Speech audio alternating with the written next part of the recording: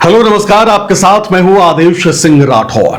Crime की कहानियां लेकर आता हूं। मेरठ की वो कहानी जिसे सुनने के बाद पूरा भारत जो है वो सन्न है।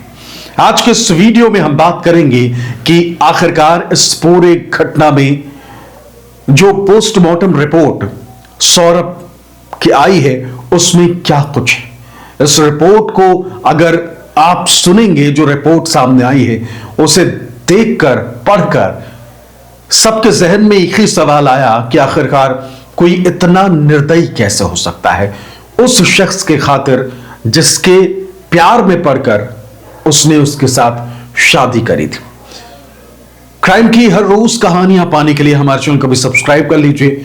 देश दुनिया की हर वो क्राइम की कहानी जिसे आप अब तक है अनजान जिससे, वो सब आपको यहां इस चैनल पर मिलेगी। हर रोज आप सभी के लिए मैं कहानियां लेकर आता रहूंगा। दोस्तों, आप सभी को सिलसिलेवार तरीके से बताते हैं कि आखिरकार शुरू से लेकर अब तक और पोस्टमार्टम रिपोर्ट में हुआ क्या। आप सभी को मालूम है कि लंदन में सौरभ जो है वो नौकरी करता था। वहां एक बेकरी में सौरभ कमाई के लिए जाता, इंडिया से बाहर लंदन में किसी तरीके से कमाई करता, रोजी रोटी के लिए, अपनी बेटी के लिए, अपनी बीवी के लिए। और फिर 25 फरवरी को बर्थडे था मुस्कान का, जो कि सौरभ की पत्नी थी। इसलिए 24 फरवरी को लंदन से सौरभ जो है वो वापसी कर जाता है। वापसी इसलिए करता है क्योंकि उसे अपनी बेटी का भी जन्मदिन मनाना था, अपनी बीवी का भी जन्मदिन मनाना था।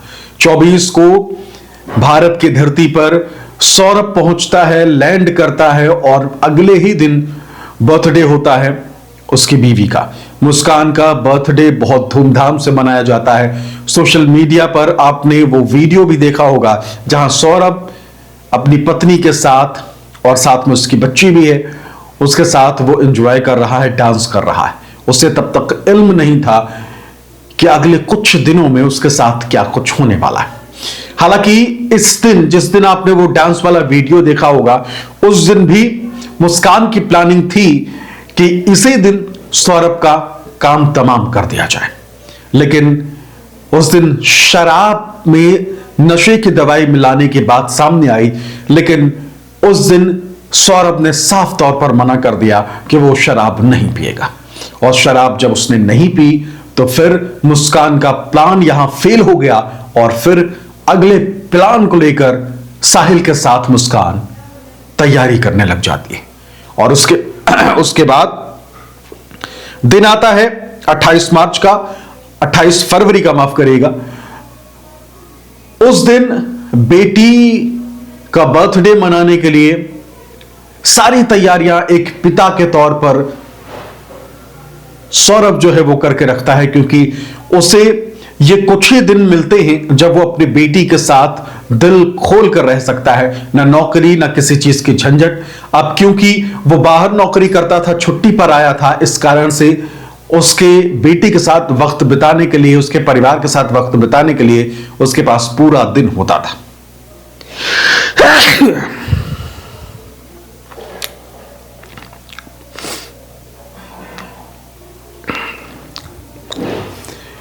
अब बारी आती है 3 मार्च की। 3 मार्च को सौरभ के जो पसंदीदा खाने थे, डिश थे, उसे मुस्कान बनाती है, तैयार करती है। और उसी दौरान नींद की दवाई, बेहोशी की दवाई भी इसे कह सकते हैं, वो मिला दी जाती है खाने में सौरभ के। हालांकि बाद में जब ये पूरा मामला सामने आया तो फिर उस मेडिकल स्टोर तक भी पहुंचे पुलिस, जहां से मुस्कान ने यह दवाई खरीदी थी। 3 मार्च को सौरभ को बेडरूम में सुला देती है मुस्कान। और फिर जब वो बेहोश हो जाता है, एक तरीके से बेसुध हो जाता है, तब मुस्कान और साहिल ने वो कांड किया जिसे सुनकर सबकी रूह कांप गई।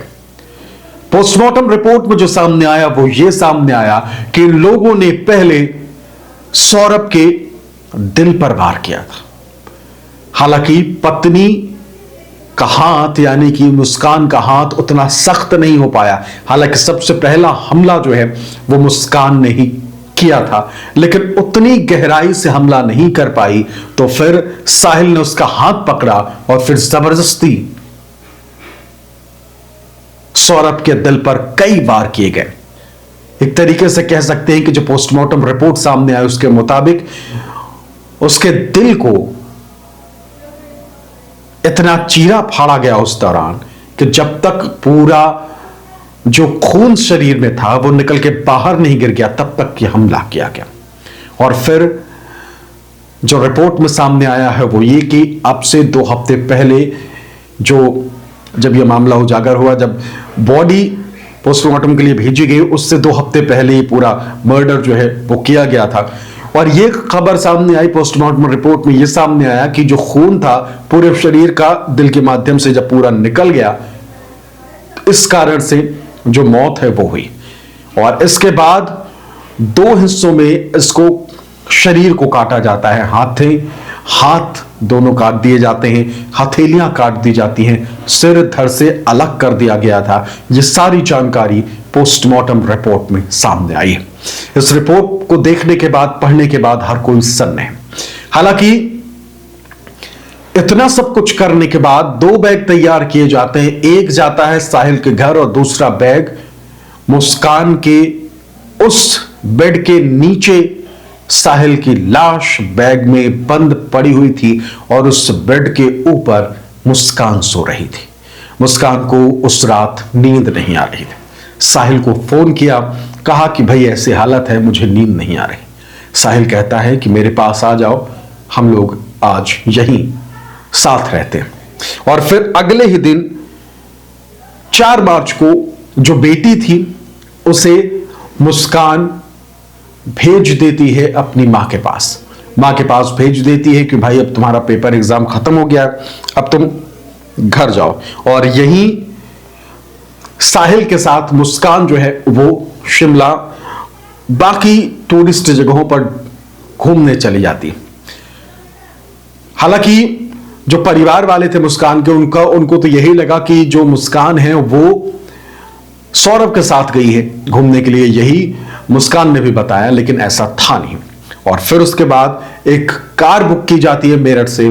जो पूरे घुमाने का हिसाब था वो ये था कि घुमा फिरा कर तकरीबन 50 से 60 हजार रुपए जो है उस ड्राइवर को दिए गए, उस कैब ड्राइवर को दिए गए, जिसने इतने दिनों तक मुस्कान और साहिल को पूरे चाहे शिमला हो और आसपास की चीजें हो वहां घुमाया था। हालांकि इस दौरान खुद जो ड्राइवर है, कैब ड्राइवर है, उसने कहा कि मुझे एक पल को भी एहसास नहीं हुआ कि ये दोनों जो हैं इस तरीके की वारदात को अंजाम देकर वापस लौटे। 17 मार्च को मुस्कान शिमला से लौटी। मां बाप को अब घटना के बारे में बताया।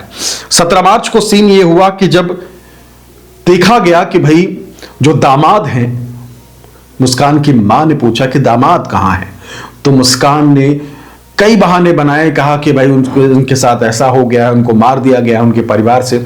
लेकिन मां के दिमाग में ये चला कि भाई जो ये कह रही है इसका जो चेहरा है वो नहीं कह रहा, चेहरा कुछ और बता रहा है और मुस्कान कुछ और बता रही। बाप की नजरें भी लगातार मुस्कान को देख रही थी। मुस्कान की बातें सुनकर जो मुस्कान के पिता हैं वो कहते हैं कि भाई तो मुझे बता दे, मैं तेरे साथ हूं, क्या किया है तूने या क्या हुआ है तुम दोनों के बीच, क्या लड़ाई झगड़ा, ये सारी चीजें, क्योंकि अक्सर लड़ाई झगड़े की खबरें जो है वो सामने आती थी। और फिर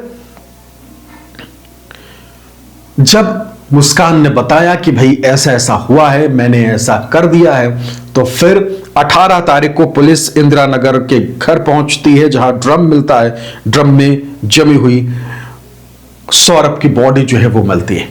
मेरठ पुलिस खुद हैरान थी और इतनी बड़ी वारदात और इस तरीके की घिनौनी वारदात इससे पहले मेरठ पुलिस ने भी नहीं देखा था। और अब 18 मार्च की वो तारीख आती है जिस दिन साहिल और मुस्कान को गिरफ्तार कर लिया जाता है। खबर यहां तक है कि साहिल और मुस्कान जो हैं वो ये मांग कर रहे थे कि उन दोनों को अगल बगल के बैरक में रखा जाए। देखिए, एक जो एक दायरा होता है, नियम कानून होता है, वो ये कि जो कैदी होते हैं, चाहे महिला हो या पुरुष हो, दोनों को अलग अलग रखा जाता है। हालांकि जब उनको किसी जेल में शिफ्ट किया जाता है, चाहे वो सेंट्रल जेल हो या बड़ी जेल हो, तो उसमें फिर एक पूरा डिपार्टमेंट लेडीज का होता है, जहां सिर्फ महिला कैदी या बंदी जिन्हें कहते हैं वो रहते हैं, और दूसरी तरफ पुरुष बंदी, उनको अलग रखा जाता है। हालांकि मुस्कान की तरफ से मांग की जाती है कि मुझे और साहिल को आसपास रखा जाए, जिससे हम एक दूसरे से बात कर सके। हालांकि ऐसा उनके बात को फिर माना नहीं गया और साहिल और मुस्कान दोनों अलग अलग हैं। खबर यह भी आई कि मुस्कान और साहिल जो है वो नशे के बहुत आदी थे। जो ड्राइवर था, कैब ड्राइवर, जो इतने दिनों तक इन दोनों के साथ था, उसने कहा कि मैंने साहिल को तो कई दफा बियर पीते और नशा करते देखा, लेकिन एक बार एक दिन मैंने अपने सामने मुस्कान को भी नशा करते हुए देखा था। और इसके बाद से ही अभी जो खबरें सामने आ रही है वो ये कि जेल में दोनों की जो जिंदगी कट रही है वो बेचैनी में कट रही है, और फिलहाल नशे के लिए दोनों तड़प रहे हैं। अब नशे के लिए तड़प तो रहे हैं, लेकिन उनके मन में या दिमाग में एक रत्ती भर भी इस चीज का गिल्ट नजर नहीं आ रहा है कि उन्होंने इस तरीके से कई जिंदगियां जो हैं वो तबाह कर दी। उधर साहिल के परिवार वाले, जिसने इस वारदात को अंजाम दिया है, उसके परिवार वाले कह रहे हैं कि भाई मेरे बेटे का ब्रेन वॉश किया गया है, मेरा बेटा पढ़ने लिखने में होशियार है, वो सीए की तैयारी करने वाला था, वो इस तरीके की हरकत नहीं कर सकता। दोस्तों कमेंट करके बताइए कि इस पूरे मामले में आपका क्या नजरिया है। आपको क्या लगता है कि आखिरकार ठोस वजह क्या है, क्योंकि वजह ठोस कुछ समझ नहीं आ पा रही। अगर आपको अलग रहना था तो फिर तलाक दे देते, अलग रह लेते। अब सौरभ विदेश में है, उसने ऐसा क्या किया कि इन लोगों ने इस वारदात को अंजाम दिया, कुछ भी अब तक क्लियर नहीं हो पाया। आपको क्या थ्योरी लगती है, कमेंट जरूर करिए। हमारे चैनल को अभी सब्सक्राइब जरूर कर लीजिए। बहुत बहुत शुक्रिया। ऐसी ही कहानी हम आपके लिए रोज लेकर आते रहेंगे।